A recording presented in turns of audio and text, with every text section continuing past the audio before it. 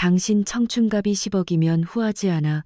그래도 내가 정이 있어서 이 정도나 주는 거야.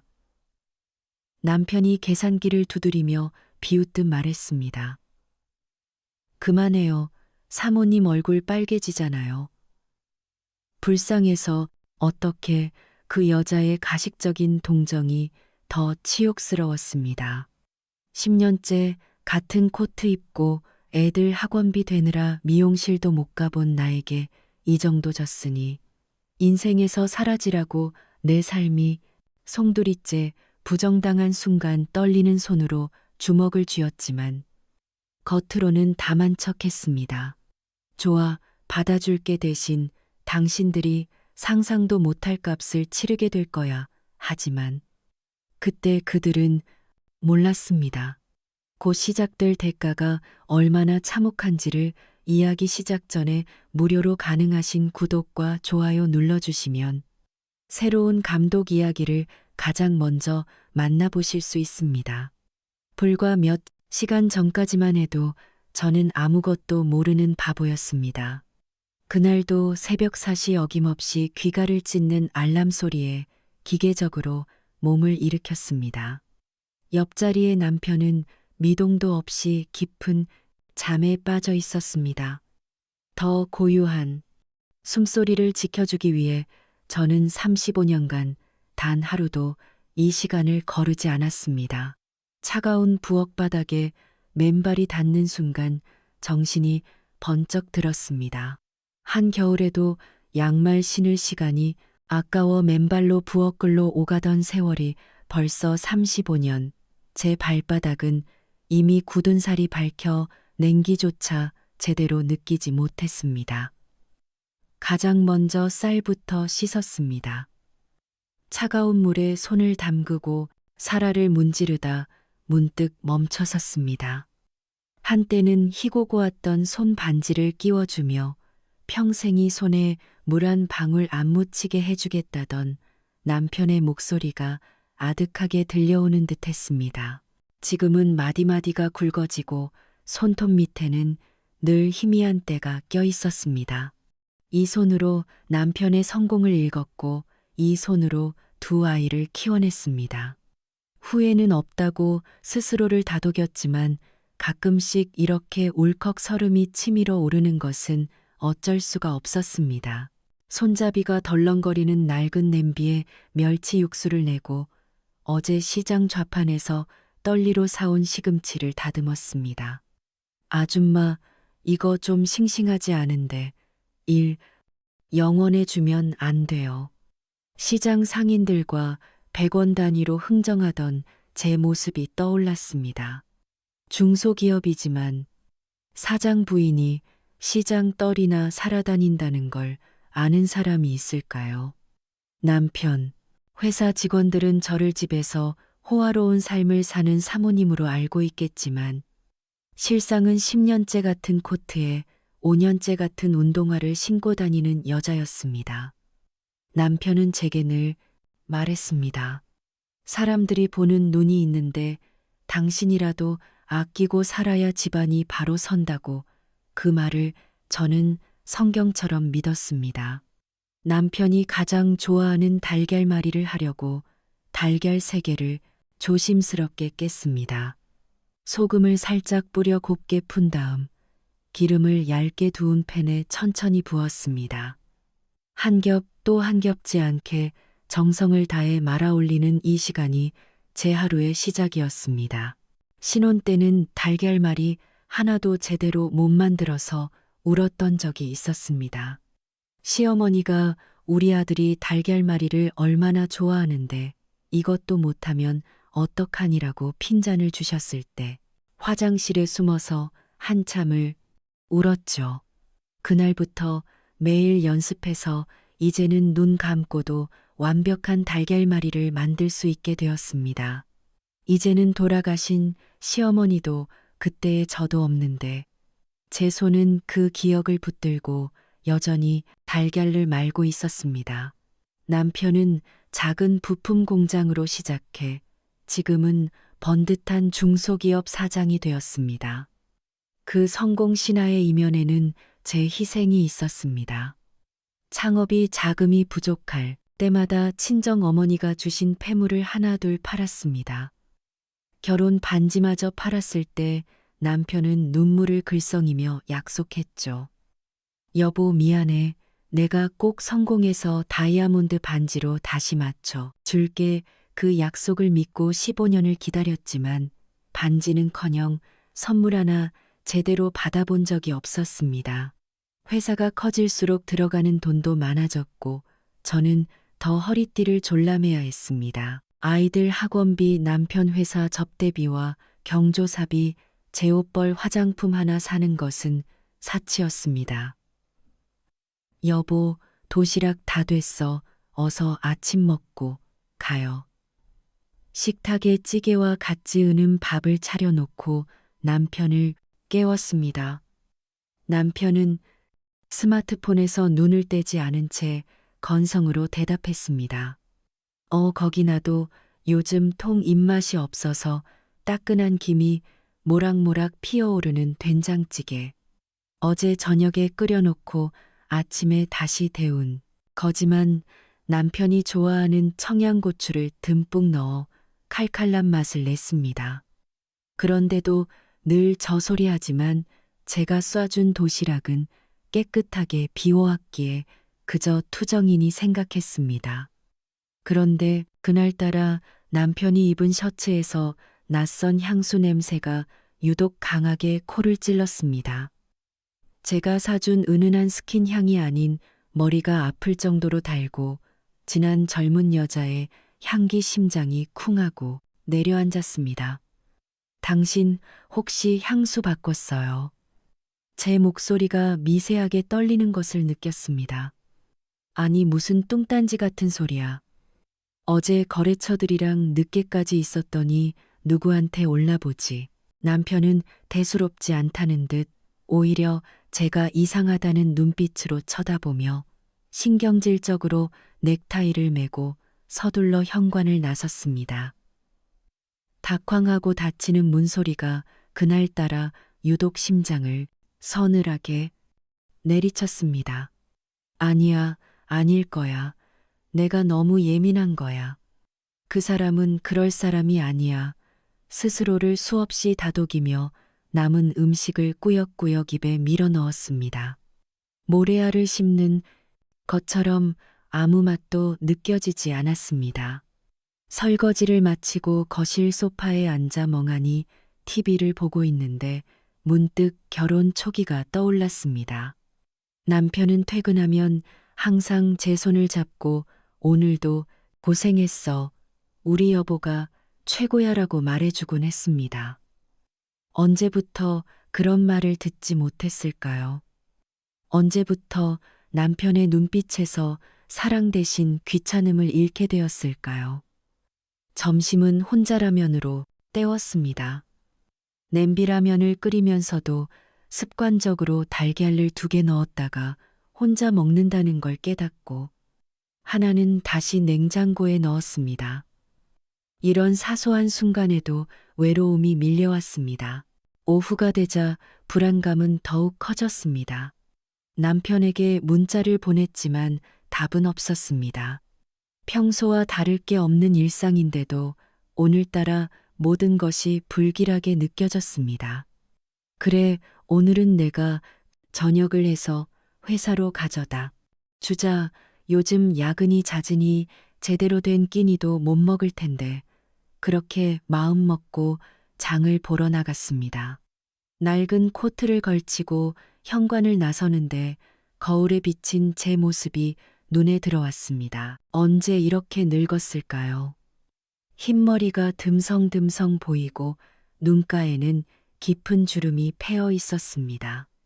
남편이 성공하면 나도 좀 가꾸고 살 수 있을 거라 믿었는데 어느새 60이 넘은 할머니가 되어 있었습니다. 시장에서 남편이 좋아하는 갈비를 샀습니다. 비싸서 망설였지만 오늘은 특별히 좋은 걸로 해주고 싶었습니다. 집에 돌아와 정성껏 갈비찜을 만들고 남편이 좋아하는 나물 반찬들을 준비했습니다. 보온 도시락에 곱게 담아들고 다시 집을 나섰습니다. 버스를 타고 남편 회사로 가는 길 창밖으로 보이는 도시의 풍경이 낯설게 느껴졌습니다. 언제부터 이렇게 높은 빌딩들이 들어섰을까요? 세상은 빠르게 변하는데 저만 35년 전 그 자리에 멈춰 있는 것 같았습니다. 회사 앞에서 버스를 내렸습니다. 번듯한 건물 1층에는 한성테크라는 간판이 번쩍이고 있었습니다. 저 회사를 만들기 위해 우리가 얼마나 고생했는지 창업 초기에는 저도 격리를 도왔습니다. 밤새 전표를 정리하고 세금 계산서를 발행하고 거래처에 독촉 전화를 하던 날들, 그때는 힘들어도 희망이 있었습니다. 언젠가는 성공해서 행복해질 거라는 희망 1층 로비에 들어서자 젊은 직원들이 저를 보고 자기들끼리 수군거리며 시선을 피하는 것이 느껴졌습니다.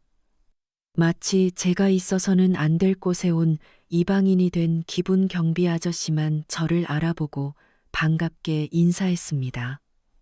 사모님 오랜만이십니다. 사장님 만나러 오셨어요. 네, 저녁 갖다 드리려고요. 아이고 사장님이 복이 많으시네. 요즘은 통 안 오셔서 섭섭했는데 엘리베이터를 타고 올라가는 동안 심장이 점점 빨리 뛰기 시작했습니다. 왜일까요? 그저 남편에게 저녁을 갖다 주는 것뿐인데 마치 무언가 잘못된 일을 하러 가는 것처럼 불안했습니다. 사장실 앞에 도착하자 비서가 화들짝 놀라며 자리에서 벌떡 일어났습니다. 사모님, 어쩐 일이십니까? 미리 연락이라도 주시지. 평소와 다른 비서의 당황한 모습에 불길한 예감이 확신으로 바뀌었습니다. 뭔가 숨기고 있구나. 뭔가 내가 봐서는 안 될 일이 저 문 너머에서 벌어지고 있구나. 비켜요. 내 남편, 내가 보겠다는데 누가 막는다는 거야. 평소에 저답지 않은 날카로운 목소리가 튀어나왔습니다. 비서가 계속 막으려 했지만 저는 그의 어깨를 밀치고 회장실의 두꺼운 문고리를 잡았습니다. 차가운 금속의 감촉이 손바닥에 전해졌습니다. 심장이 미친 듯이 뛰었습니다. 제발 제발 내가 생각하는 그런 일이 아니기를. 하지만 문을 열자마자 본 광경은 제 최악의 상상보다 더 잔인했습니다. 사무실 안에는 은은한 조명과 함께 조용한 웃음소리가 흐르고 있었습니다. 남편은 소파에 앉아 있었고 그 앞에는 젊고 아리따운 여직원이 서 있었습니다. 그 여자는 남편의 넥타이를 다정하게 고쳐 매주고 있었고 남편은 너무나 자연스럽게 그 여자의 허리에 손을 올리고 있었습니다. 두 사람은 마치 세상에 단둘만 있는 연인처럼 서로를 바라보고 있었고 그 풍경 속에 제가 끼어들 자리는 단 1mm도 없어 보였습니다. 제 인기척에 놀란 두 사람이 동시에 저를 돌아봤습니다. 남편의 얼굴은 찰나의 당황스러움에서 인해 모든 것을 망쳤다는 듯한 깊은 짜증으로 바뀌었습니다. 누구 맘대로 여기까지 들어와. 이게 무슨 망신이야. 고함 소리에 정신이 번쩍 들었습니다. 그 순간 저는 알았습니다. 제 35년의 세월이, 제 희생과 헌신이, 제 청춘이 바로 저 자리에서 산산조각 나고 있다는 것을. 젊은 여자는 잠시 놀란 듯 하더니 이내 제 앞으로 다가와 승자의 여유가 가득한 조소를 머금은 채 입을 열었습니다. 아, 사모님이셨구나. 마침 잘 오셨네요. 안 그래도 찾아보려고 했는데 드릴 말씀이 있었거든요. 그 말이 제 남은 인생을 뒤바꿀 지옥의 서막이었습니다. 내가 들고 온 보훈 도시락의 온기가 손끝에서 차갑게 식어가는 것 같았습니다. 내 눈앞에 펼쳐지니 광경이 현실이 아니기를, 제발 악몽이기를 바랐습니다. 하지만 남편의 얼굴에 떠오른 저 깊은 짜증과 경멸은 너무나도 생생했습니다. 그 여자는 조금도 당황한 기색 없이 오히려 상황을 즐기는 듯한 미소를 지으며 제게 다가왔습니다. 비싼 향수 냄새가 훅 끼쳐와 숨이 턱 막혔습니다. 아침에 남편의 셔츠에서 났던 바로 그 향기였습니다. 온몸에 피가 차갑게 식는 기분이었습니다. 저는 아무 말도 할 수 없었습니다. 혀가 굳어버린 것처럼 목구멍에서 아무런 소리도 나오지 않았습니다. 그저 남편과 그 여자를 번갈아 쳐다볼 뿐이었습니다. 여보, 이게 무슨 상황인지 설명 좀 해줘요. 이 여자는 누구고 왜 당신 넥타이를 만지고 있었던 건지 마음속으로 수없이 외쳤지만 입 밖으로는 한마디도 꺼낼 수 없었습니다. 그 여자는 보란 듯이 남편 옆으로 다가가 팔짱을 찌 당타가 고 끼며 저를 위아래로 훔쳐보았습니다. 제 낡은 코트와 시장에 다녀온 티가 역력한 운동화에 시선이 잠시 머물렀습니다. 그 눈빛에는 노골적인 경멸이 담겨 있었습니다.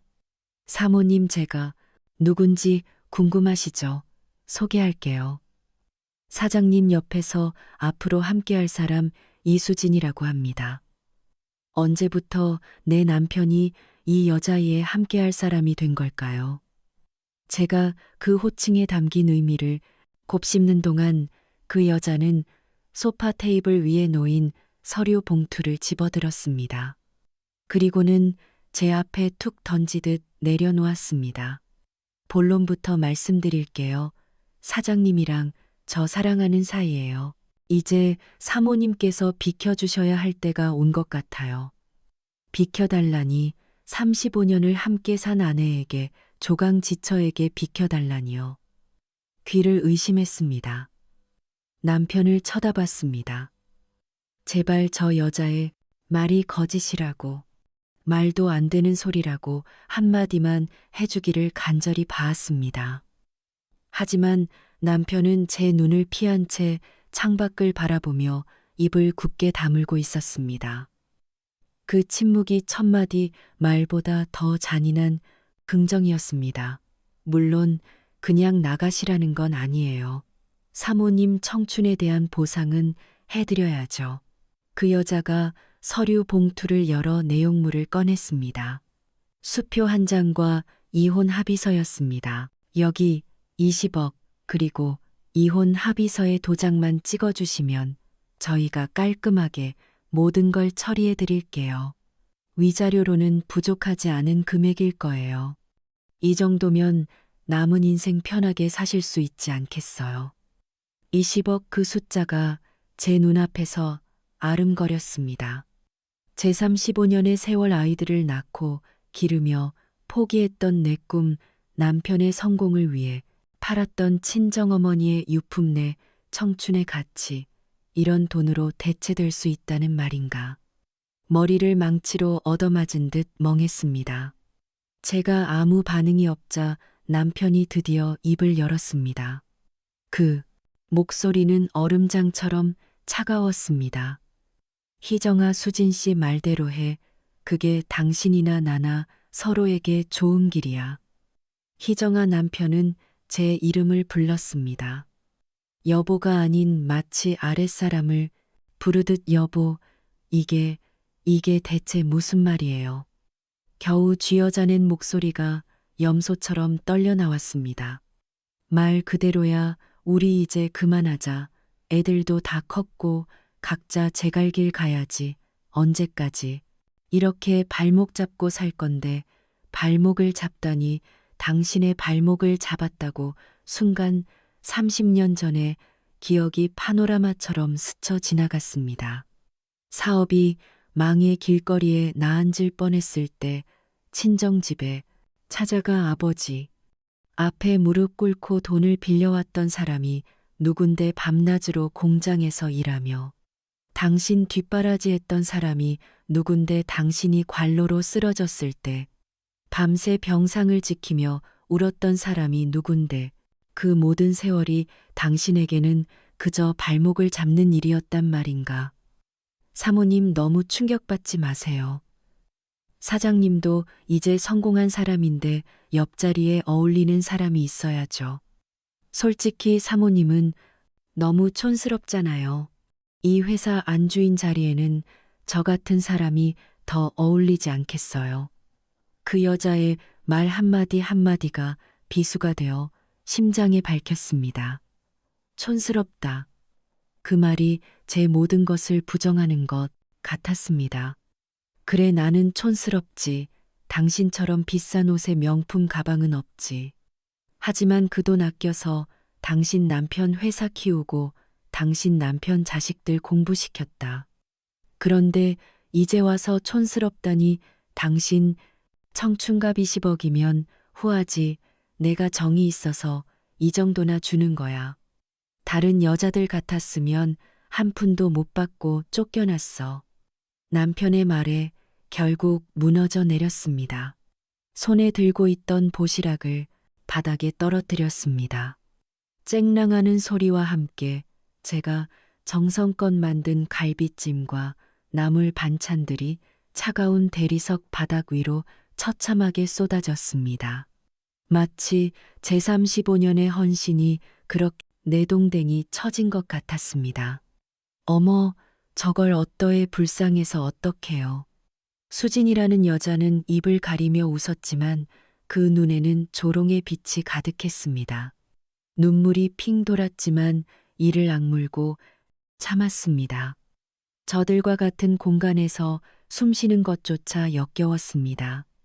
저들의 얼굴을 더 이상 보고 싶지 않았습니다. 저는 바닥에 흩어진 음식들을 내려다 보았습니다. 김이 모락모락 나던 갈비찜은 어느새 기름이 엉겨붙어 흉하게 굳어 있었습니다. 꼭 지금의 내 처지 같았습니다. 알겠습니다. 제 입에서 나온 말은 저조차도 놀랄 만큼 차분했습니다. 생각할 시간을 좀 주세요. 저는 더 이상 아무 말도 하지 않고 돌아섰습니다. 쏟아진 음식도 제 자존심의 파편들도 그대로 내버려 둔 채 사장실 문을 열고 나왔습니다. 복도를 걷는 동안 다리가 후들거려 몇 번이나 주저앉을 뻔했습니다. 하지만 멈출 수 없었습니다. 저들에게 내 약한 모습을 보여주고 싶지 않았습니다. 엘리베이터 거울에 비친 제 얼굴은 낯설었습니다. 눈물과 분노로 얼룩진 늙고 초라한 여자, 그 순간 제 안에서 무언가 단단하게 굳어지는 것이 느껴졌습니다. 눈물은 더 이상 흐르지 않았습니다. 대신 차가운 분노가 온몸을 휘감았습니다. 그래, 이혼해 줄게. 당신들이 원하는 대로 하지만 그냥은 아니야. 당신들이 내게 준 모멸감, 내가 바친 청춘의 감, 그 모든 것을 이자까지 쳐서 돌려받고 말겠어. 그날 밤 저는 35년 만에 처음으로 남편이 없는 텅 빈 집으로 돌아왔습니다. 하지만 더 이상 외롭지 않았습니다. 제 마음속에는 이미 새로운 계획이 지독한 복수가 시작되고 있었으니까요. 집으로 돌아오는 길은 마치 꿈속을 걷는 것 같았습니다. 발밑은 푹신한 구름 위를 걷는 득감이 없었고 귀가에서는 남편과 그 여자의 목소리가 끊임없이 메아리쳤습니다. 촌스럽다, 발목 잡는다, 20억이면 후하지 단어. 하나하나가 날카로운 유리 조각이 되어 제 심장을 후벼 팠습니다. 차갑고 텅 빈 공기만이 저를 맞았습니다. 신발을 벗고 거실로 들어서는 순간 벽에 걸린 낡은 결혼 사진이 눈에 들어왔습니다.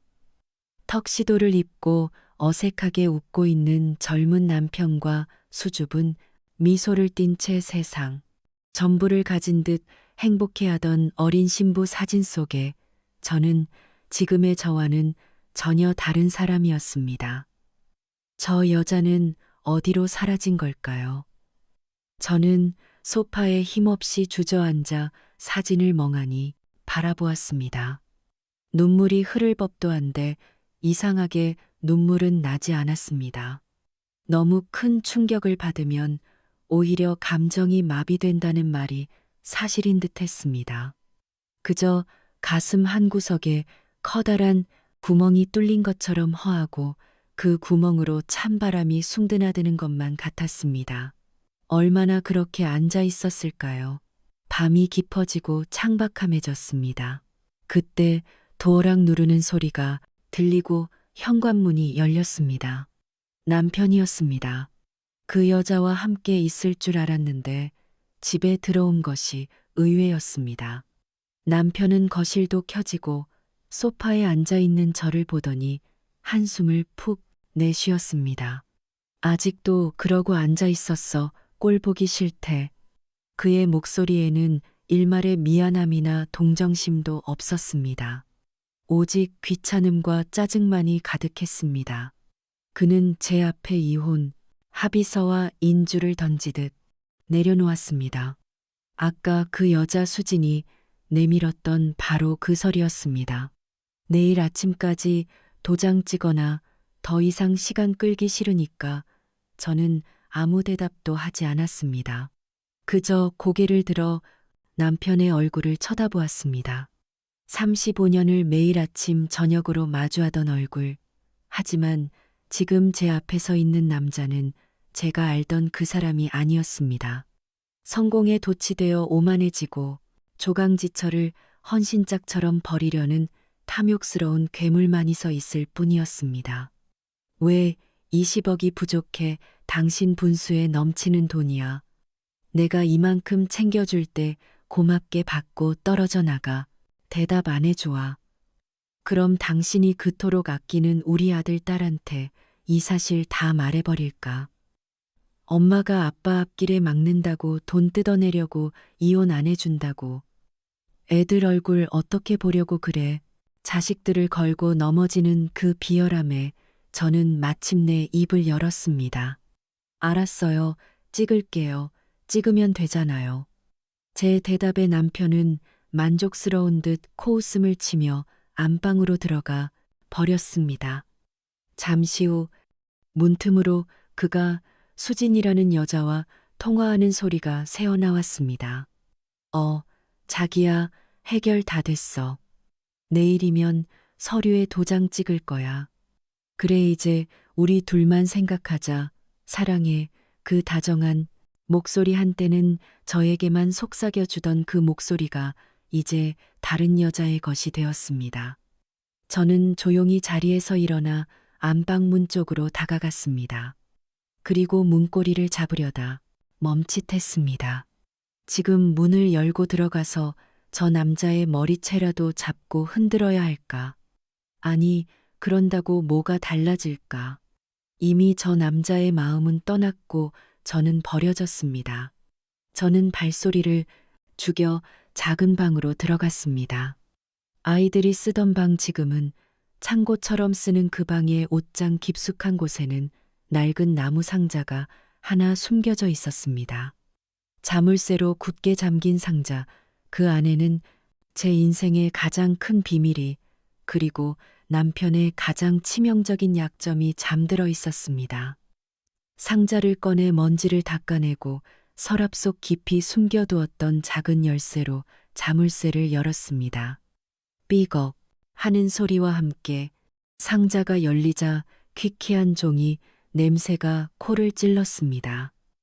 상자 안에는 빛바른 통장 여러 개와 꼼꼼하게 정리된 회계장부들이 가득했습니다.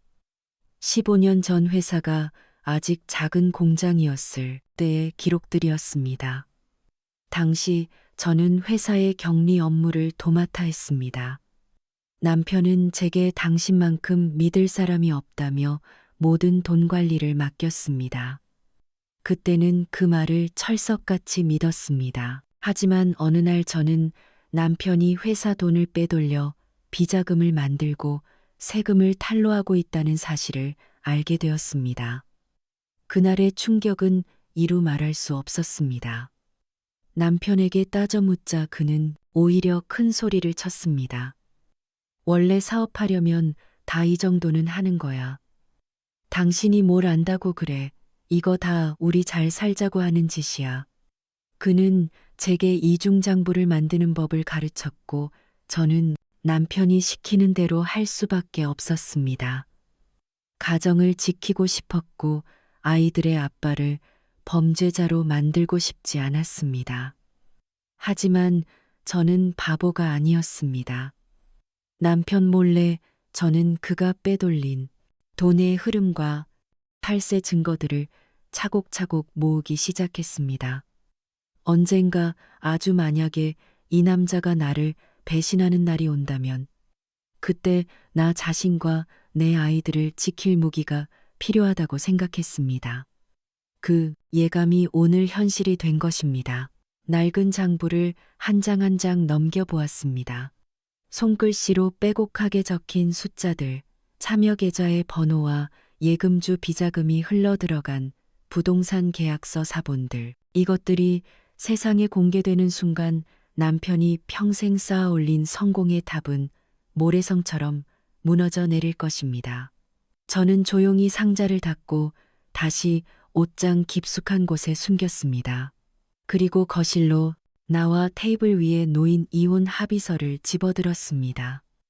수진이라는 여자의 화려한 필체와 남편의 거만한 서명이 나란히 적혀 있었습니다. 그 옆에 제 이름 석자를 적고 도장을 찍을 칸이 비어 있었습니다. 남편이 안방에서 나왔습니다. 잠옷 차림에 그는 제가 합의서를 들고 있는 것을 보고 만족스러운 미소를 지었습니다. 그래, 진짜 그럴 것이지. 자, 여기 도장 어서 찍어. 남편이 제 손에 억지로 도장을 쥐어주었습니다. 차갑고 단단한 도장의 감촉이 제 영혼까지 얼어붙게 만드는 것 같았습니다. 아, 그리고 20억은 이혼 확정되고 나서 바로 입금해 줄게. 그 전까지는 한 푼도 못 쳐.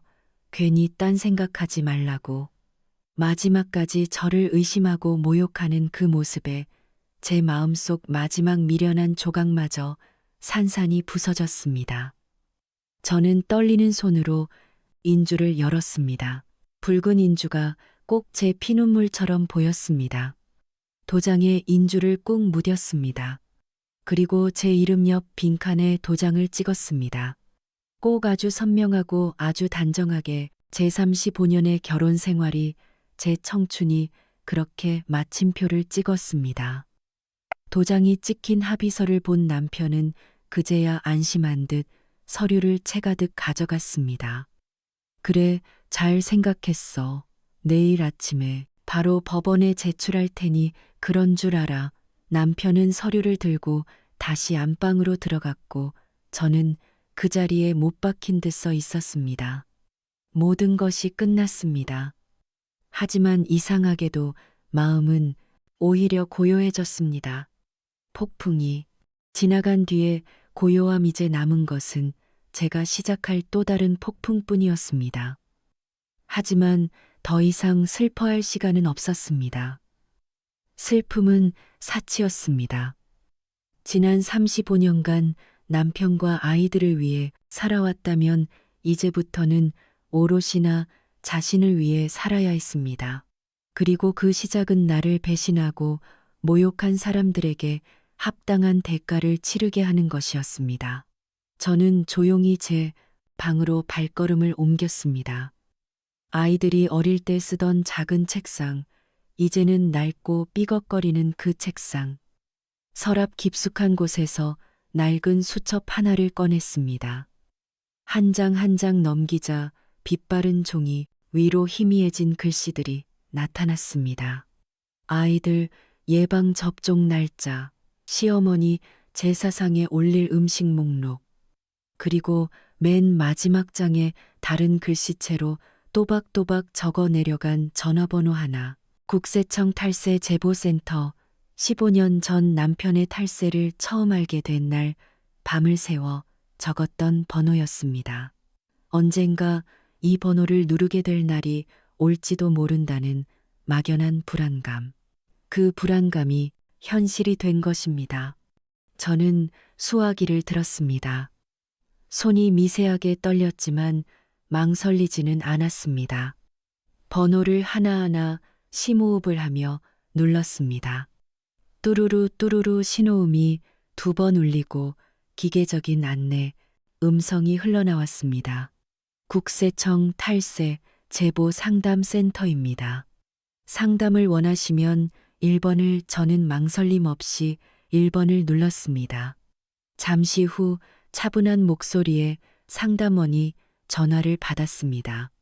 네, 국세청입니다. 무엇을 도와드릴까요? 저 탈세 제보를 좀 하려고 하는데요. 제 목소리는 저도 놀랄 만큼 침착했습니다. 마치 오랫동안 준비해온 연극 대사를 넣은 배우처럼 상담원은 제보자의 신분은 철저히 비밀에 붙여진다는 점을 설명하며 제보할 내용에 대해 자세히 말해달라고 했습니다. 저는 21번 크게 들리시고 지난 15년간 제 머릿속에서 수없이 반복했던 이야기들을 풀어놓기 시작했습니다. 경기도에 위치한 한성테크라는 중소기업입니다. 대표는 제 남편인 김진태 사장입니다. 저는 남편의 이름과 회사 이름을 정확히 밝혔습니다. 그리고 지난 15년간 남편이 어떻게 회사 돈을 빼돌렸는지, 어떻게 이중장부를 만들어버린 세를 탄로했는지, 그 돈으로 누구의 명의를 빌려 부동산과 주식을 사들였는지, 제가 아는 모든 것을 쏟아냈습니다. 창업이 저도 격리 업무를 도왔다는 사실을 밝혔습니다. 남편이 제게 직접 이중장부 작성을 지시했고 저는 그 지시에 따르면서도 남편 몰래 모든 증거를 모아왔다고 말했습니다. 처음에는 가정을 지키기 위해 침묵했지만 이제는 더 이상 그럴 수 없게 되었다고 상담원은 제 말을 끊지 않고 묵묵히 들어주었습니다. 제가 말을 마쳤을 때 그는 증거 자료가 있느냐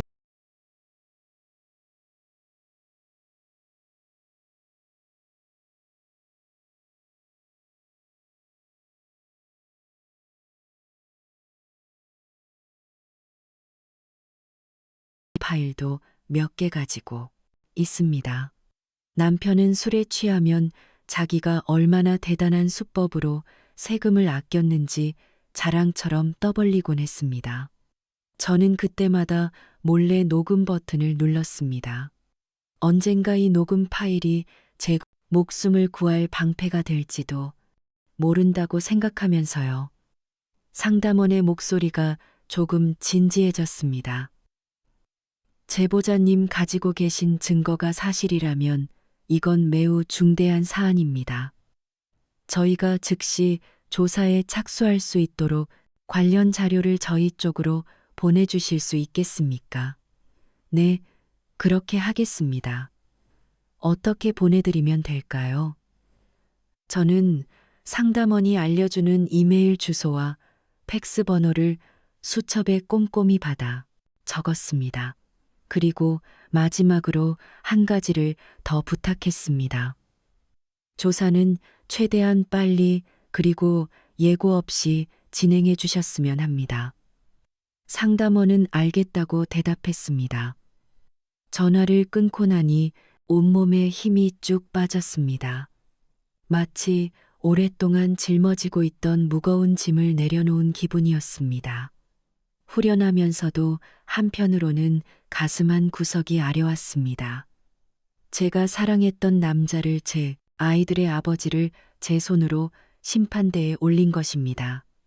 저는 다시 작은 방으로 들어가 옷장 깊숙한 곳에 숨겨두었던 낡은 나무 상자를 꺼냈습니다. 빛바른 장부와 통장 사본 굽겨진 메모지들, 저는 밤을 새워 그 자료들을 스캔하고 사진을 찍었습니다. 녹음 파일은 컴퓨터에 옮겨 압축했습니다. 모든 준비를 마치고 저는 국세청에서 알려준 이메일 주소로 압축 파일을 전송했습니다. 보내기 버튼을 누르는 순간 이제 정말 돌이킬 수 없는 강을 건넜다는 것을 실감했습니다.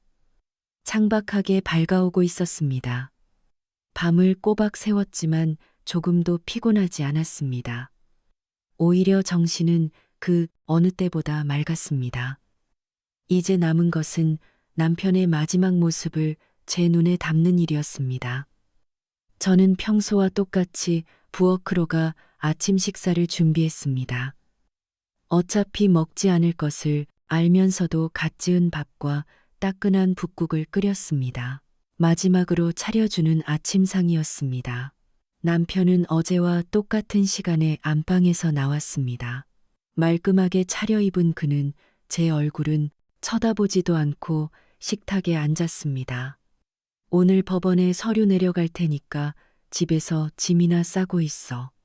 이 집도 곧 처분할 거니까 그는 마치 제게 명령하듯 말했습니다.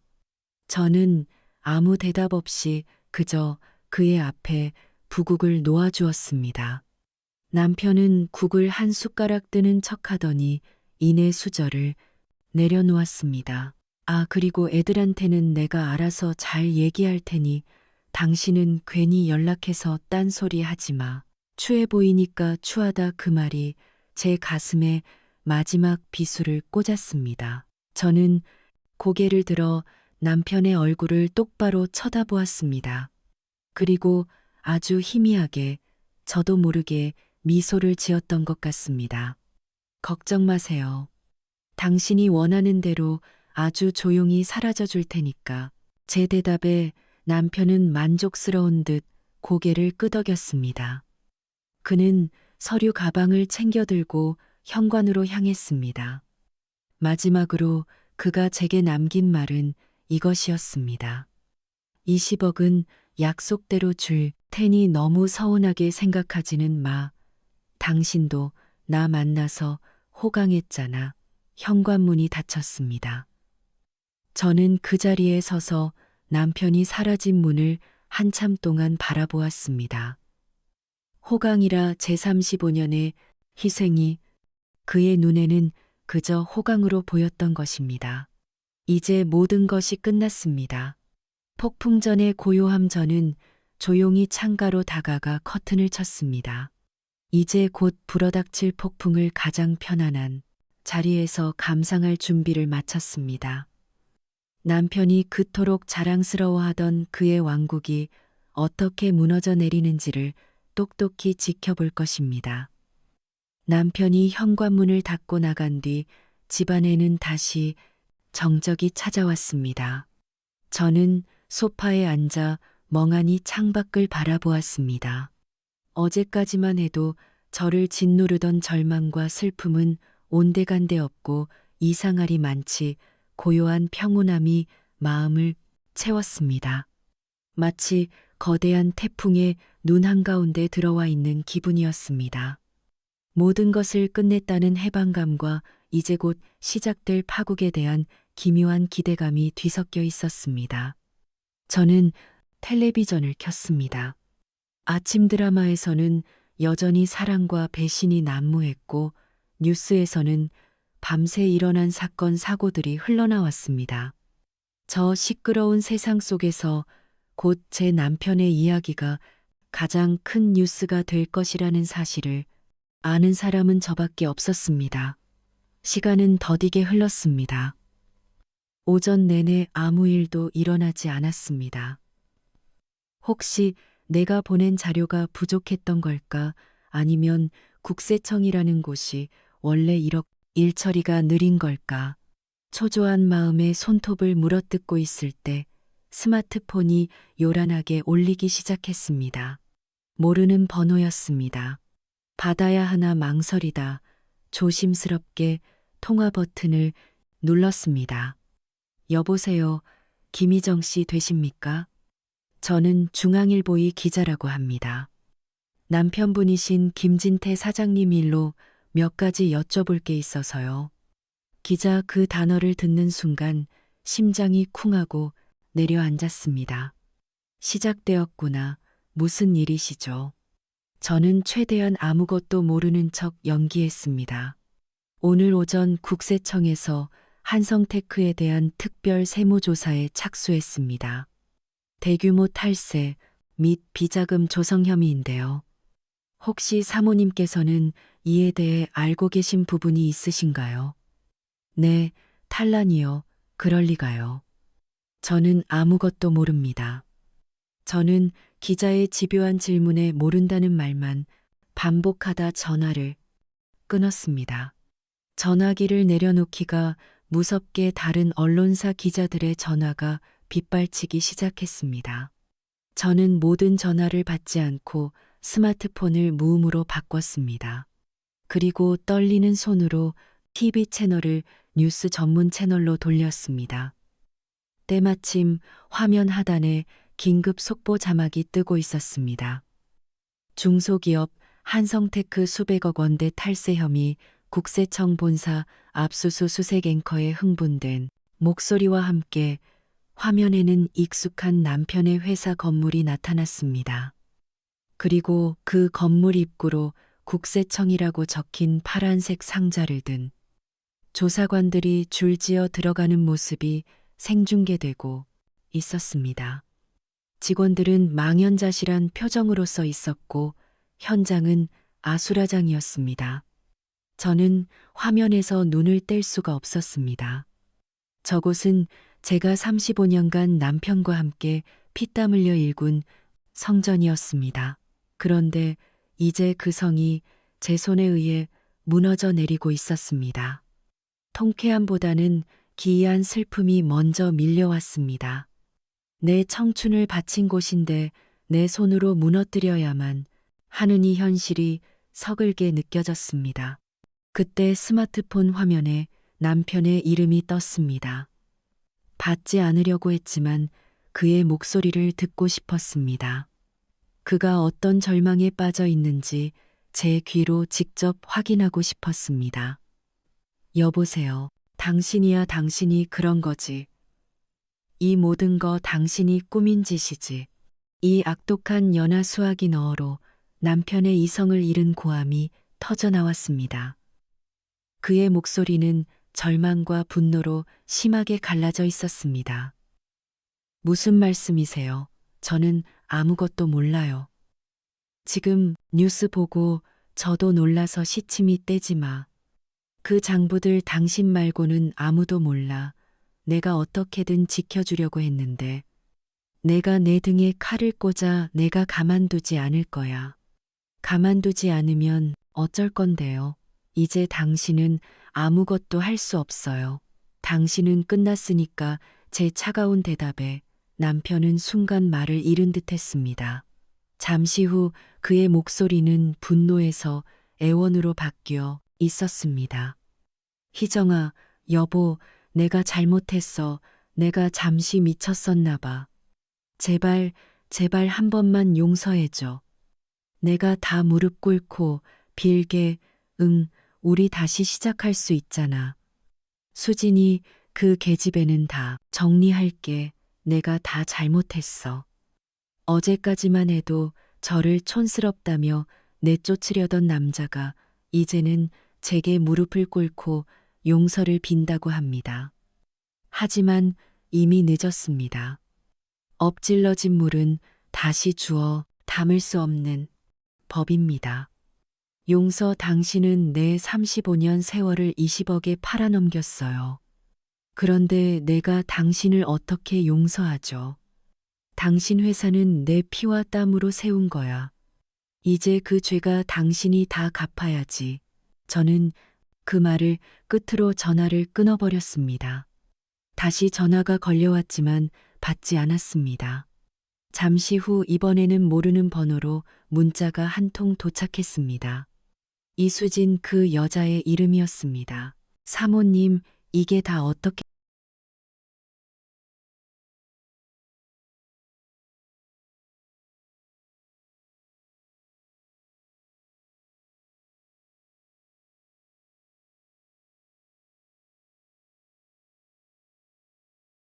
터져 나왔습니다.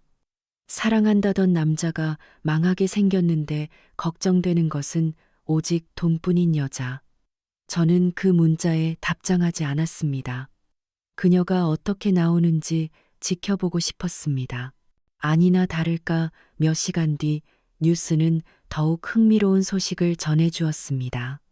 한성테크의 주식은 개장과 동시에 하한가를 기록하며 폭락했고 모든 은행 계좌가 동결되었다는 소식이었습니다. 회사는 사실상 파산 선고를 받은 것이나 다름없었습니다. 그리고 그날 저녁 저는 집 앞에서 뜻밖의 인물을 마주쳤습니다. 이수진이었습니다. 화려했던 모습은 온데간데였고 잔뜩 겁에 질린 얼굴로 저를 기다리고 있었습니다. 사모님, 사장님이랑 연락이 안 돼요. 회사도 망했다는데 그럼 저 어떡해요? 저한테 아파트 사준다고 한 건 어떻게 되는 거예요? 그녀는 제게 매달리며 울부짖었습니다. 사랑하던 남자의 몰락 앞에서 그녀가 걱정하는 것은 오직 자신의 이익뿐이었습니다. 그건 당신이 그 사람이랑 해결해야 할 문제지 왜 나한테 와서 그래요? 사모님이 꾸민 짓이잖아요. 사모님이 다 망쳐놨잖아요. 제 인생 책임져요. 책임 당신은 내 인생을 망가뜨리려고 했어. 그런데 내가 왜 당신 인생을 책임져야 하지? 당신이 사랑한다던 그 남자, 이제 빈털터리야 빚더미에 앉게 될지도 몰라. 그래도 여전히 사랑해. 제 말에 이수진의 얼굴이 하얗게 질렸습니다. 그녀는 아무 말도 하지 못하고 뒷걸음질 쳤습니다. 그리고는 욕설을 내뱉으며 뒤도 돌아보지 않고 도망쳤습니다. 사랑은 그렇게 돈 앞에서 허무하게 끝났습니다. 저는 텅 빈 거실로 돌아와 다시 텔레비전을 켰습니다. 뉴스에서는 검찰이 국세청으로부터 자료를 넘겨받아 본격적인 수사에 착수했다는 소식이 흘러나오고 있었습니다. 화면 속 남편은 검찰청사로 들어가며 기자들에게 둘러싸여 있었습니다. 초췌하고 넋이 나간 얼굴, 어제까지만 해도 세상을 다 가진 듯 오만했던 그의 모습은 어디에도 없었습니다. 그 모습을 보는데 이상하게도 마음이 아팠습니다. 통쾌함과 동시에 한때 내가 사랑했던 남자에 대한 연민이 밀려왔습니다. 하지만 저는 고개를 저었습니다. 이것은 그가 자초한 일입니다. 이제 그는 자신의 죗값을 치를 시간입니다. 그리고 저는 제 새로운 인생을 시작할 시간이었습니다. 김진태 사장이 수년간 가족과 지인의 명의를 빌려 수십억 원대의 부동산과 주식을 찬명으로 보유해온 사실이 추가로 드러났습니다. 검찰은 이 역시 비자금의 일부로 보고 자금의 출처를 추적하고 있습니다. 텔레비전 앵커의 목소리가 텅 빈 거실을 차갑게 울렸습니다. 화면에는 익숙한 이름들과 주소들이 오르내렸습니다. 남편의 동생 돌아가신 시어머니, 심지어는 오래 전에 연락이 끊긴 시골 친척의 이름까지. 남편은 제가 알던 것보다 훨씬 더 교활하고 탐욕스러운 인간이었습니다. 제가 아끼고 아껴가며 한 푼 두 푼 모을 때 그는 뒤에서 저렇게 자기 배를 불리고 있었던 것입니다. 제보했던 자료들이 하나씩 터져 나올 때마다 남편이 쌓아 올린 성은 밑동부터 허물어져 내렸습니다. 언론은 연일 그의 파렴치한 행각을 대서 특필했고 세상은 그에게 등을 돌렸습니다. 한때는 성공한 중소기업 사장으로 불리던 그는 이제 희대의 사기꾼이자 파렴치한으로 낙인 찍혔습니다. 모든 것이 제 계획대로 되어가고 있었지만 제 마음은 편치만은 않았습니다. 밤마다 악몽을 꾸었습니다. 꿈속에서 남편은 피를 흘리며 제게 살려달라고 애원했고 저는 그런 그를 차갑게 외면했습니다. 꿈에서 깨고 나면 온몸이 식은땀으로 흠뻑 젖어 있었습니다. 내가 너무 잔인한 걸까? 아무리 그래도 35년을 함께 산 사람인데 이렇게까지 해야 했을까? 후회와 죄책감이 파도처럼 밀려왔지만 그럴 때마다 저는 그날 회장실에서의 모욕을 떠올렸습니다. 촌스럽다, 발목 잡는다던 그들의 비웃음 소리가 귀가에 맴돌면 제 마음은 다시 얼음장처럼 차갑고 단단해졌습니다. 며칠이 지났을까 초인종 소리가 요란하게 울렸습니다. 인터폰 화면을 확인하는 순간 저는 숨을 멈췄습니다. 남편이었습니다. 며칠 사이에 수십 년은 늙어버린 듯한 얼굴 값비싼 양복은 구겨질 대로 구겨져 있었고 제대로 빗지 않은 머리는 헝클어져 있었습니다. 한때 세상을 호령하던 사자의 모습은 온데간데 없고 모든 것을 잃은 폐잔병의 초라한 모습만이 남아 있었습니다. 저는 문을 열어주지 않았습니다. 하지만 그는 포기하지 않고 문을 두드리며 울부짖었습니다. 희정아 여보나야 문 좀 열어줘. 제발. 그의 목소리는 쉰소리가 섞여 나왔습니다. 이웃들이 창문을 열고 내다보는 것이 느껴졌지만 그는 아랑곳하지 않았습니다. 체면과 자존심을 목숨처럼 여기던 사람이었습니다. 그런 그가 저렇게 망가진 모습을 보니 제 마음 한 구석이 서늘해졌습니다. 결국 저는 현관문을 열었습니다. 문이 열리자마자 남편은 제 앞에 힘없이 무릎을 꿇었습니다. 흙먼지가 묻은 바지자락이 더러워지는 것도 신경 쓰지 않는 모양이었습니다. 여보, 내가 다 잘못했어. 내가 죽일 놈이야. 그는 제 바지가랑이를 붙잡고 아이처럼 통곡하기 시작했습니다. 뜨거운 눈물이 제 발등 위로 뚝뚝 떨어졌습니다. 제발, 제발 나 좀 살려줘. 나 이대로 감옥 가면 죽어. 당신이 모아둔 증거, 그거 다 꾸며낸 것이라고 한마디만 해주면 안 될까? 당신이 모르는 일이라고, 내가 다 꾸며낸 거라고. 제발. 은기가 막혔습니다. 마지막 순간까지 그는 자신의 죄를 뉘우치기보다는 어떻게든 위기를 모면할 생각뿐이었습니다. 저를 방패 삼아 자신의 죄를 덮으려고 하고 있었습니다.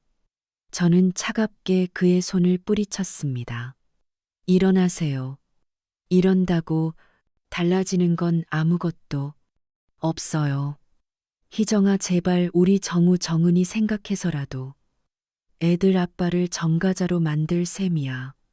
애들 앞길에 이게 무슨 망신이야. 또다시 자식들을 방패로 내세우는 비겁함. 저는 더 이상 참을 수가 없었습니다. 그 입 다물어요. 당신이 애들 아빠 자격이나 있어. 당신이 그 여자랑 놀아날 때 애들 생각은 한 번이라도 했어. 당신이 내 35년 세월을 20억에 팔아넘길 때 그 돈으로 애들한테 뭘 해줄 생각이었는데. 제 고함에 남편은 움찔하며 저를 올려다보았습니다. 그의 눈에는 방옥감과 공포가 서려 있었습니다. 그는 평생 순종적이기만 했던 제게서 이런 모습을 본 적이 없었을 겁니다. 당신이 찬명으로 숨겨둔 재산, 그거 다 내 돈이야. 내가 밤낮으로 공장에서 일하고 친정에서 돈 빌려다 당신 사업, 미천 대주고 시장에서 콩나물값 100원 깎아가며 아낀 돈이라고. 그런데 당신은 그 돈으로 다른 여자랑 놀아나고 당신 배만 불렸어. 이제 와서 용서해달라고. 웃기지 마. 저는 제 안에 쌓여있던 모든 분노와 억울함을 쏟아냈습니다. 목이 쉬고 눈에서는 불이 나는 것 같았지만 멈출 수가 없었습니다. 당신 회사는 내 피와 땀으로 세운 거야. 이제 그 죄가 당신이 다 갚아. 감옥에 가든 길거리에 나앉은 건 당신이 감당해야 할 몫이야. 나한테 더 이상 매달리지 마. 저는 그 말을 끝으로 현관문을 닫아버렸습니다. 문 뒤에서 남편이 절규하는 소리가 들려왔지만 저는 귀를 막았습니다. 이로써 그와의 인연은 정말로 끝났습니다. 저는 거실 바닥에 주저앉아 한참을 울었습니다. 분해서도 슬퍼서도 아니었습니다. 그저 제 기구한 운명이 제 즐긴 인연의 끝이 너무나도 허무해서 흘리는 눈물이었습니다. 한참을 울고 있을 때 전화벨이 울렸습니다.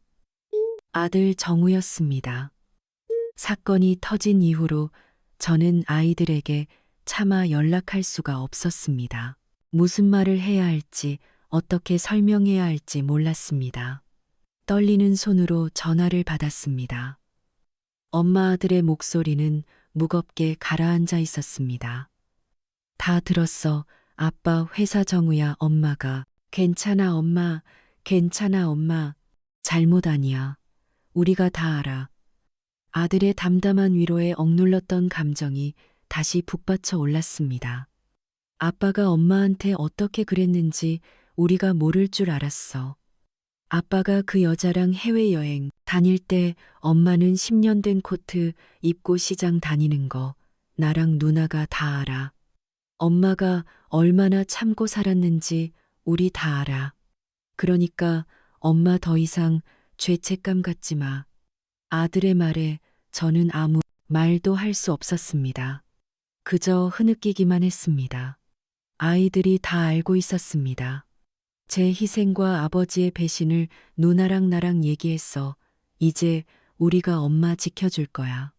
아빠는 자기가 지은 죄 자기가 받아야지.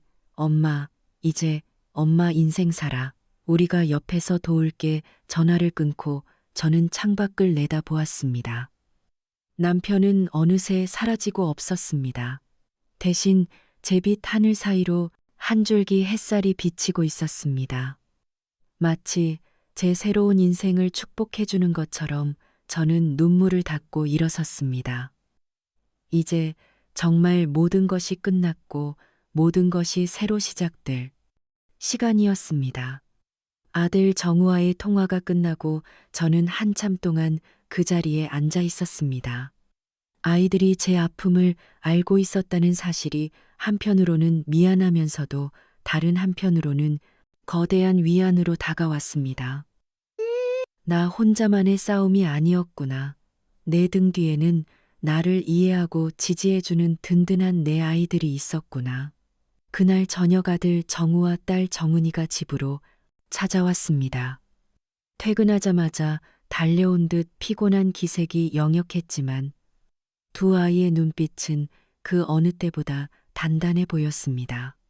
아이들은 제 앞에 마주 앉아 그동안 차마 꺼내지 못했던 이야기들을 쏟아냈습니다.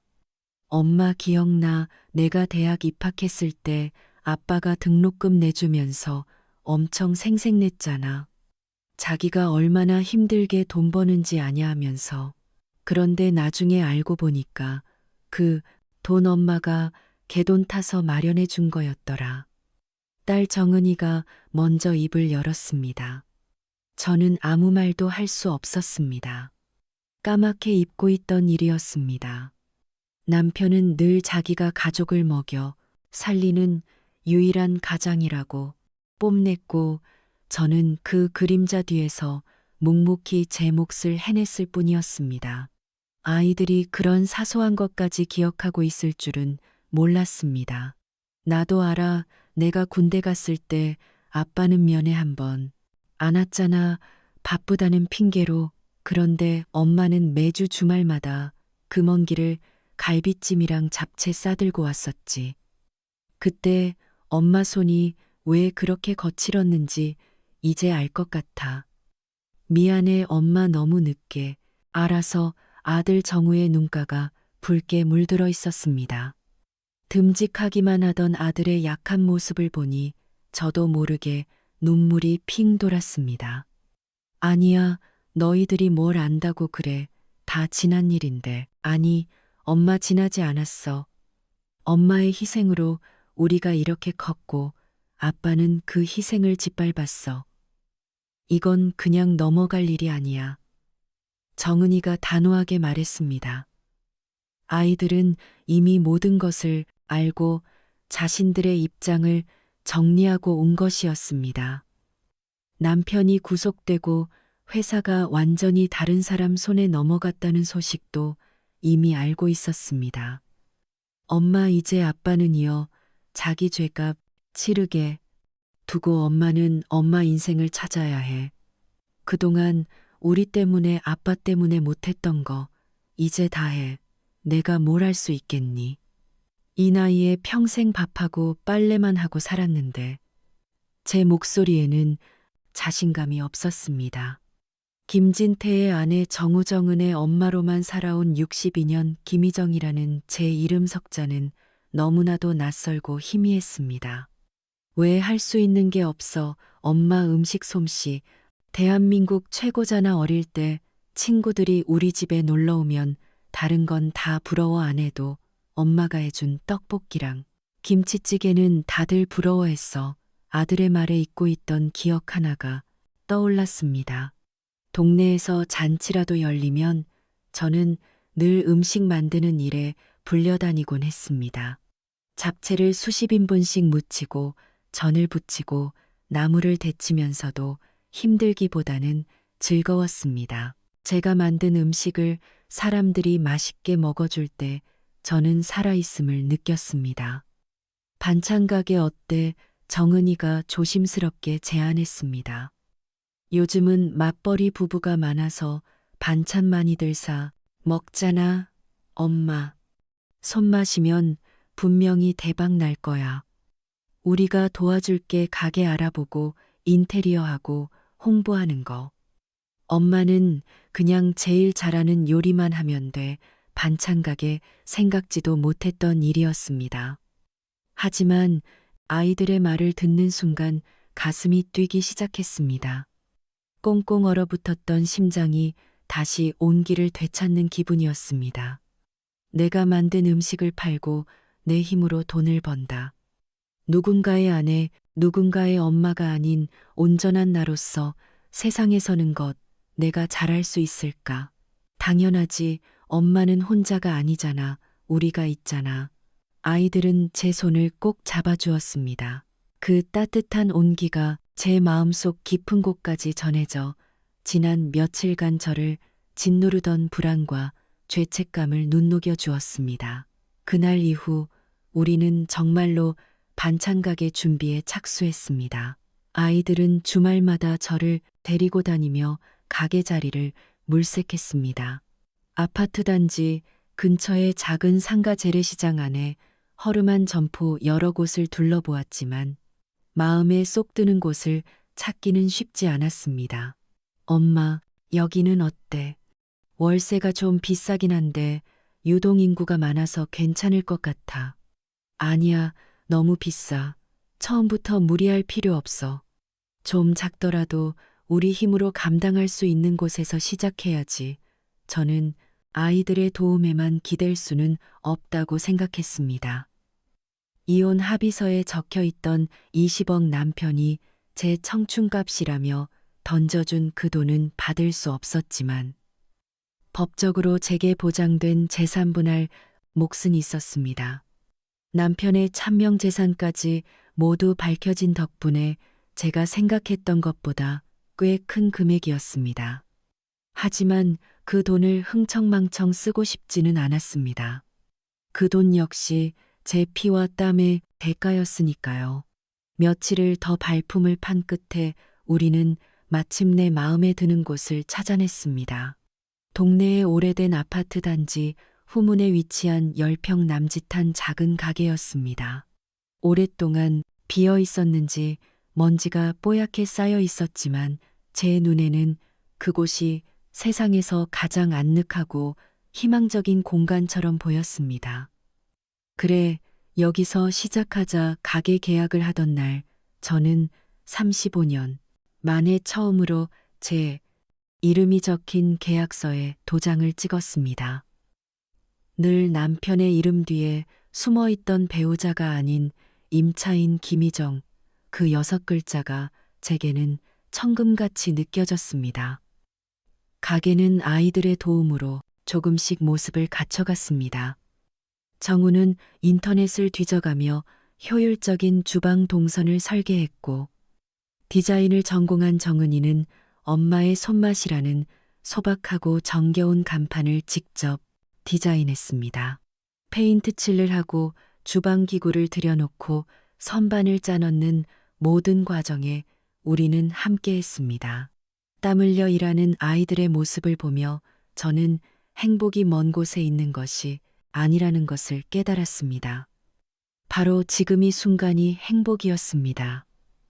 어느 날 저녁 텅 빈 가게에 앉아 아이들과 함께 컵라면을 먹고 있을 때였습니다. 정은이가 문득 물었습니다. 엄마, 가게 이름은 뭘로 할 거야? 엄마의 손맛은 간판 디자인이고 정식 상호가 있어야 하잖아. 저는 잠시 생각에 잠겼습니다. 그리고는 조용히 입을 열었습니다. 희정 반찬 너무 단순한 거 아니야. 아니, 좋아 엄마. 이름이잖아. 이제 세상 사람들이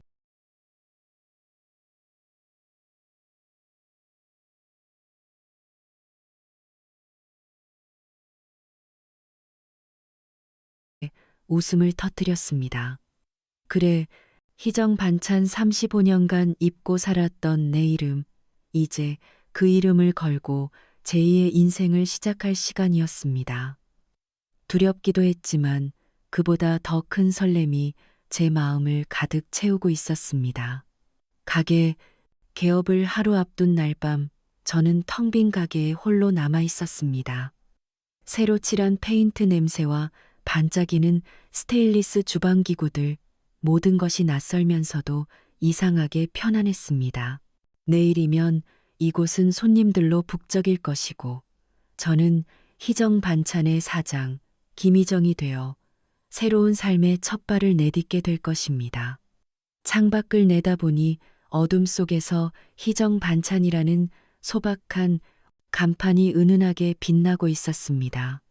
제 이름을 걸고 무언가를 시작한다는 것. 그 사실이 주는 무게감과 설렘에 저는 밤새 잠을 이룰 수 없었습니다. 개업날 아침 저는 35년 만에 처음으로 새벽 4시 알람을 맞추지 않았습니다. 남편의 도시락을 싸기 위해서가 아닌 오직 나 자신을 위해 새벽을 맞이했습니다. 가게에 도착한 네 딸 정은이와 아들 정우가 벌써 와서 저를 기다리고 있었습니다. 엄마 개업 첫날인데 늦잠 자면 어떻게 무슨 소리야. 내가 너희보다 일찍 왔거든. 우리는 함께 웃으며 앞치마를 둘렀습니다. 그날 저는 제가 가진 모든 솜씨를 발휘했습니다.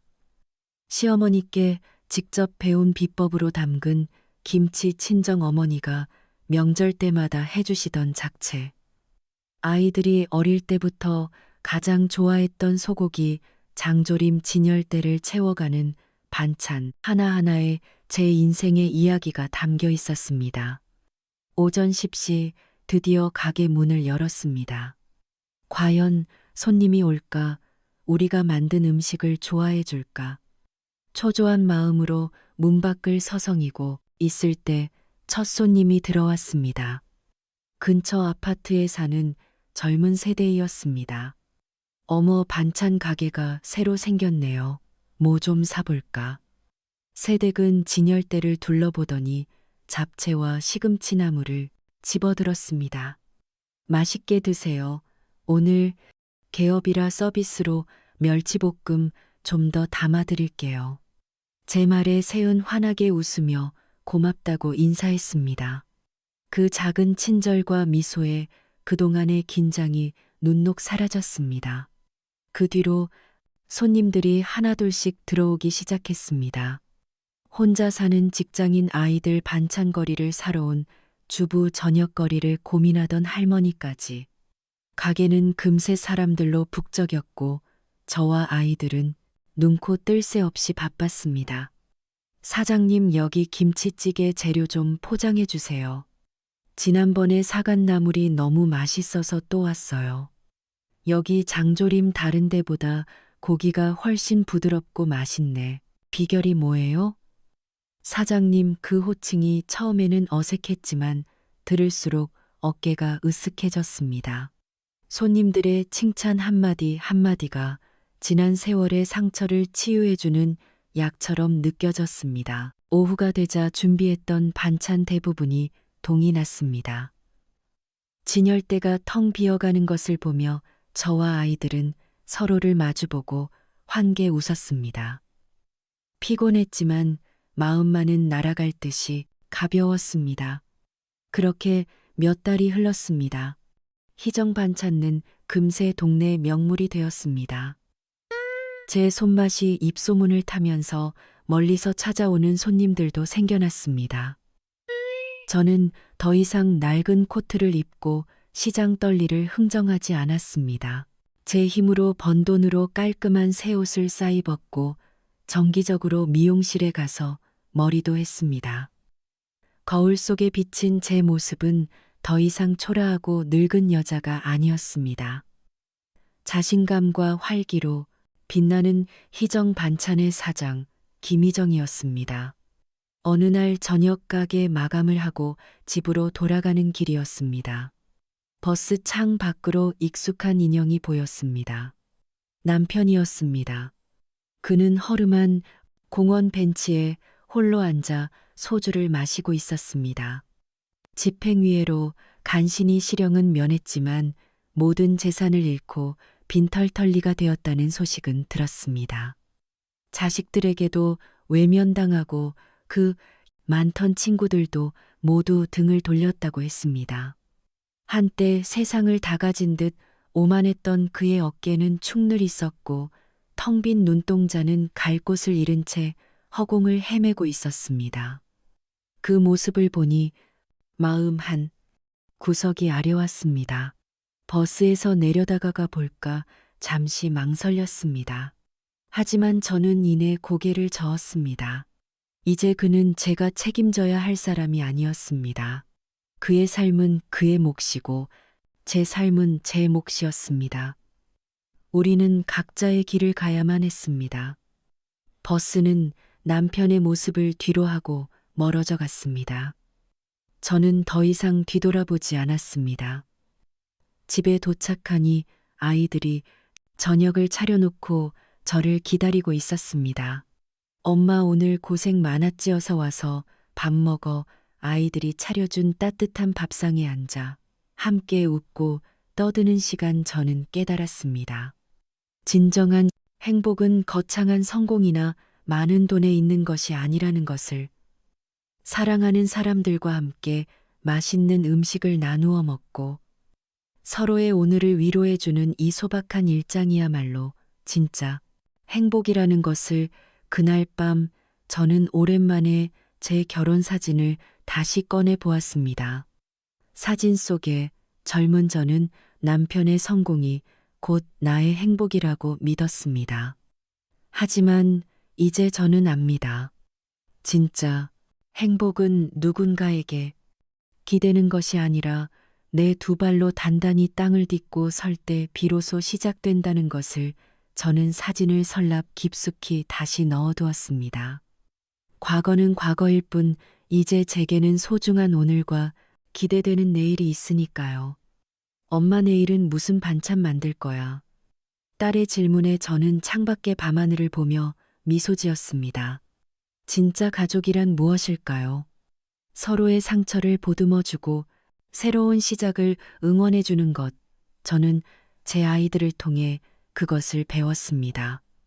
그리고 제 낡은 손으로 만들어내는 이 소박한 반찬들이 누군가에게는 따뜻한 위로가 될 수 있다는 것도 배웠습니다. 그때 내가 그 지옥 같던 순간에 무너지지 않았더라면 지금의 이 행복을 알 수 있었을까요? 여러분이라면 어떻게 하셨을까요? 그 대답은 아마 각자의 마음 속에 있을 겁니다. 때로는 가장 아름다운 꽃이 가장 깊은 상처에서 피어나듯이 인생의 진정한 가치는 우리가 무너진 자리에서 다시 일어설 때 비로소 빛을 발합니다. 35년이라는 긴 세월 동안 누군가의 아내라는 이름 뒤에 숨어있던 한 여인이 배신의 칼날에 지켜진 그 자리에서 오히려 나 자신이라는 이름을 되찾았습니다.